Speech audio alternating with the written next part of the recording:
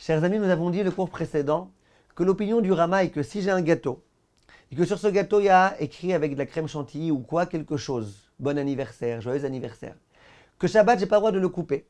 Parce qu'en le coupant, je vais couper des lettres. Couper des lettres s'appelle effacer, et donc c'est interdit. Ça, c'était l'opinion du Rama. Il y a un très très très grand Rav Ashkenaz qui s'appelle le Rav Lando, connu entre tous. Il a écrit des svarim qui s'appellent Shut Noda Biouda. Il a écrit des svarim sur la Gemara qui s'appelle Chidushé Hatzlach. Et dans ses commentaires sur Shulchan Aruch, il a des annotations qui s'appellent Dagul Mervava. Le Rav dans le Dagul Mervava, le Rav Lando, il dit quelque chose de très intéressant. Il dit la vérité, j'arrive pas à comprendre ce psak du Rama. J'arrive pas à comprendre.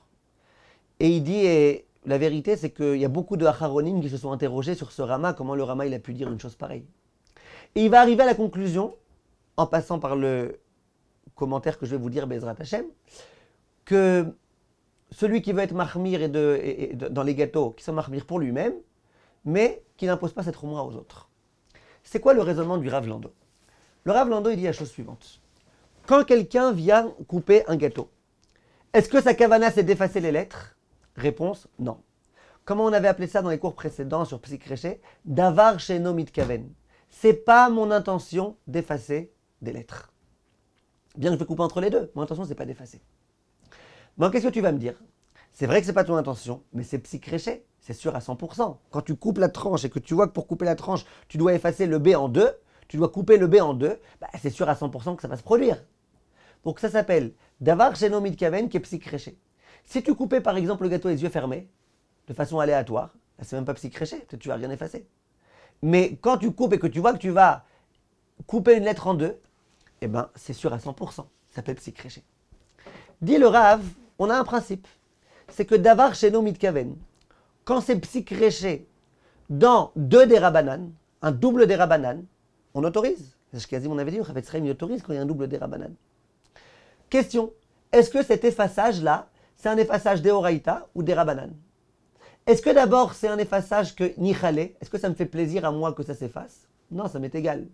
Donc c'est Psychréché de l'Oir Patlé. Ça m'est égal que ça s'efface pas. Moi je veux couper une tranche. Ça ne m'intéresse pas que quand je coupe la tranche, il y ait le B qui se coupe en deux ou en trois ou en quatre.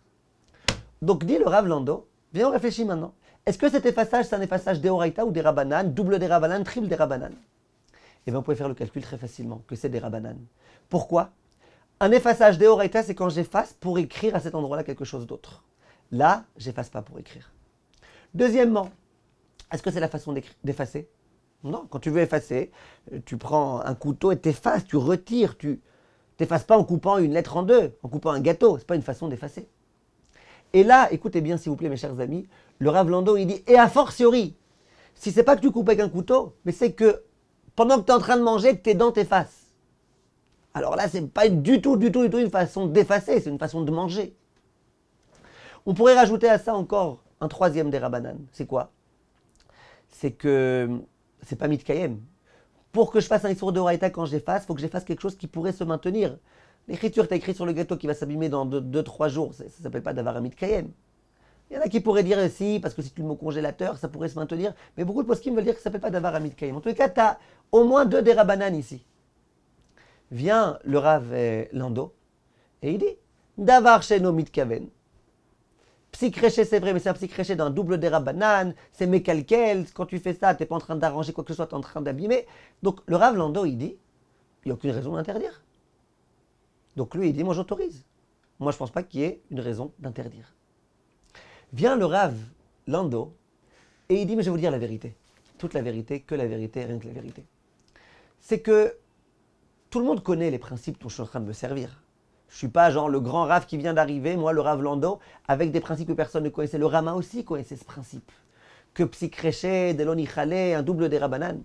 Il dit alors pourquoi le Rama il a été mahmir? Il dit parce qu'il y a un des grands Rishonim qui s'appelait le Mordéchi. Et des propos du Mordéchi, on voit explicitement qu'il interdit. Pourquoi? Le Mordéchi, il parle de gâteaux qu'on avait l'habitude de faire en l'honneur de Shavuot et qu'on coupait en morceaux et on donnait des tranches aux enfants. Et la question qui se posait, c'était est-ce qu'on a le droit, pendant Yom Tov de Shavuot, de donner ça aux enfants? Maintenant, ces gâteaux-là, très particuliers, c'était des gâteaux sur lesquels on écrivait en l'honneur de la Torah tout type de psukim, Lashon Limudim, Tovli Torat Picha, on écrivait sur le gâteau des psukim. La fête de Shavuot, en fait, on a reçu la Torah. On donnait ces gâteaux-là aux enfants. Et les enfants, comme ça, il y avait une association dans leur esprit entre la douceur du gâteau et la douceur de la Torah. Et puis, il y a écrit que c'est quelque chose qui rendait les enfants plus racham, plus intelligents, plus proches d'Akadosh Baruch Hu. Donc, il y avait ces espèces de gâteaux. Et la question qui se posait, c'est est-ce que Shabbat, un enfant peut couper ce gâteau, peut le manger? Il y a écrit dessus des psukim, écrit dessus des lettres. On est Yom Tov, c'est Shavuot, on a le droit, on n'a pas le droit.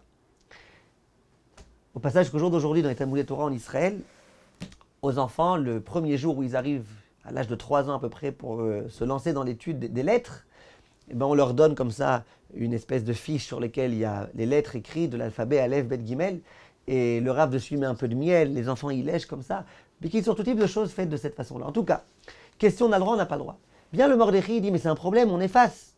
Il dit bon, tu sais quoi, comme c'est des enfants, donc c'est eux-mêmes qui font l'interdit d'effacer quand ils le font, et que c'est pour une mitzvah, et que tatati tatata, c'est pas mon sujet maintenant, ça va, on peut laisser. Mais tu vois de là-bas que tout ce qu'on autorise pendant Shavuot d'effacer, c'est parce que c'est des enfants et que c'est pour une mitzvah, mais pour des adultes, on n'a pas le droit. Donc le Rama, il vient et il dit, moi j'aurais bien aimé autoriser, c'est pas mon intention, c'est psychréché, c'est très des rabanan, mais je peux pas. Tu vois que le Mordechai n'autorise qu'aux enfants, pas aux adultes. Hein, qu'est-ce qu'on fait avec ça? Dit le Rav Lando, tout ce qu'ils ont voulu, c'est possible à interdire. Le Rama, par exemple, c'est parce que il a ce Mordechai en tête. Dit le Rav Lando, mais à mon avis, il n'y a aucun rapport. À mon avis, il n'y a aucun rapport. À mon avis, ce Mordechai ne contredit pas du tout mon psaque à moi, le Rav Lando. Vous savez pourquoi? Parce que là-bas, ce qui rendait les enfants chacham, c'était quoi? C'était justement de manger ces lettres. Manger les lettres de la Torah, les lettres qui constituent les psukim, ceci et cela, c'est ça qui rend l'enfant chacham. Donc, on est intéressé à manger ces lettres. On est intéressé à effacer ces lettres en les mangeant. Donc, tu peux pas me dire, c'est pas mon intention, quand je coupe les lettres, je m'en moque. C'est vrai, dans Joyeux anniversaire, tu te moques des lettres. Mais dans ces psukim-là, dont tout ce qui donne la chorma aux enfants, c'est de manger ces lettres-là, ne me dis pas que tu te moques de ça. Donc, tout ce qu'on a autorisé, c'est parce que c'est des enfants. Pour des adultes qui auraient aimé avoir le même effet, à savoir devenir chachamim en effaçant des lettres, ça serait interdit. Mais dans le cas de Joyeux anniversaire, c'est pas mon intention. Donc en d'autres termes, dans le cas des enfants, dans le cas du gâteau qui rend chacham, là-bas tu peux pas me dire c'est d'avoir génomie de kaven, c'est pas mon intention. Si c'est ton intention, d'effacer les lettres, de prendre un morceau de lettre, de donner un morceau de lettre à un enfant, c'est ton intention. Quand tu manges le gâteau, c'est ton intention que la lettre elle soit mangée et effacée et engloutie dans ton corps. C'est pas le cas du Joyeux anniversaire. Donc le Rav Lando, il dit, moi j'autorise. Et le Rama, visiblement, il n'a pas pensé à ce à quoi moi je viens de penser. Halakha lema assez, écoutez bien. Le Rav Chafetz Chaim, lui, il est un petit peu partagé. Parce que d'une part, il a le très très très grand Rav Ashkenaz qui s'appelle le Rama, qui interdit. Et quand il interdit visiblement même de manger ces lettres. Même de manger une part de gâteau sur lequel il y a une lettre. D'autre part, il a un très grand Rav qui s'appelle le Rav Lando, très très grand Rav, qui lui autorise. Alors lui, il a essayé de couper la poire en deux, ou le gâteau en deux, pour jouer un peu avec les mots. Et il propose la chose suivante. Écoutez bien ce qu'il dit, que la façon dont le Chafetz Chaim est posé, c'est halakha.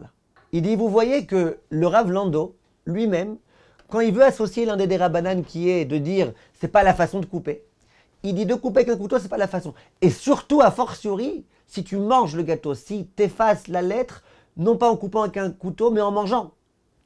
Alors bien, le Chafetz Chaim, il dit, écoute, si vraiment ta question c'est comme ça, j'ai un gâteau, sur le gâteau il y a par exemple un B, est-ce que j'ai le droit de manger? Ah, mais quand je vais manger, je vais effacer. Ça, on t'autorise. Le Rama, on a l'impression que lui ne veut même pas autoriser ça. Bon, c'est pas grave, ça on autorise, on a le Rav Lando, on autorise. Par contre, de couper ce gâteau avec un couteau, avec une cuillère, ça non. Parce que ça, c'est un peu plus la façon d'écrire. Parce que tu vois que le Rav Lando, il a autorisé glad kasher si tu effaces avec tes dents et pas que tu effaces avec un couteau.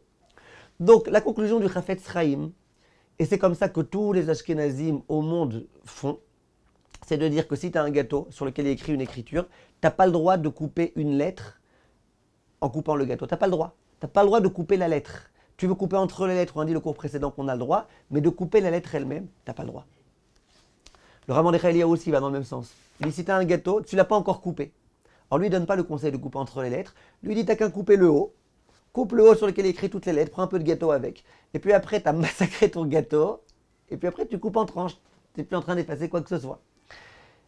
Ça, c'est en tous les cas l'opinion ashkénaze. Le Rav Ovadia Yosef, lui, il dit, écoute, vous vous rappelez des principes du Rav Ovadia.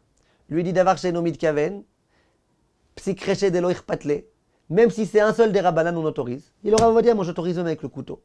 Après, il dit, celui qui veut être mahmir, tavo alav bracha. Celui qui veut être mahmir, il sera digne de bénédiction. Mais, disons que j'autorise.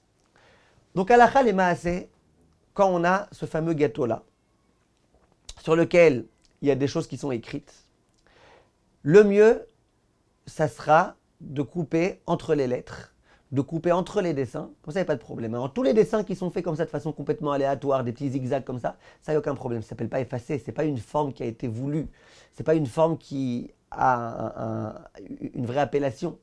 Mais par contre, les lettres, etc., essayons de ne pas effacer. Celui qui veut se reposer sur Rav Ovadia et couper de façon normale, et bien qu'il coupe les lettres, c'est sûr qu'il a sur quoi se reposer. Bon, la prochaine fois, on réfléchira, Bezrat Hashem. Je vous invite déjà à réfléchir. Imaginez qu'avant Shabbat, j'ai coupé. J'ai pris mon gâteau, j'ai coupé 30 tranches. Les tranches, la façon dont je les ai coupées, c'est qu'entre autres, je coupe des lettres en deux. Le B, je l'ai déjà coupé en deux. Maintenant, ma question, c'est, le gâteau était coupé avant Shabbat. Donc, il se présente sous forme de gâteau, mais il est déjà coupé. Est-ce que Shabbat, j'ai le droit de venir me servir d'une part? Quand je me sers d'une part, qu'est-ce que je fais? Eh bien, j'efface d'une certaine façon, puisque tant que c'était juste prédécoupé, j'avais quand même un B. Maintenant, au moment où je prends la part, eh ben, je retire la moitié du B. Est-ce que ça sera autorisé ou pas? Je vous demande de bien réfléchir, parce que si on dit que oui, on a une solution au problème. Le problème du gâteau d'anniversaire.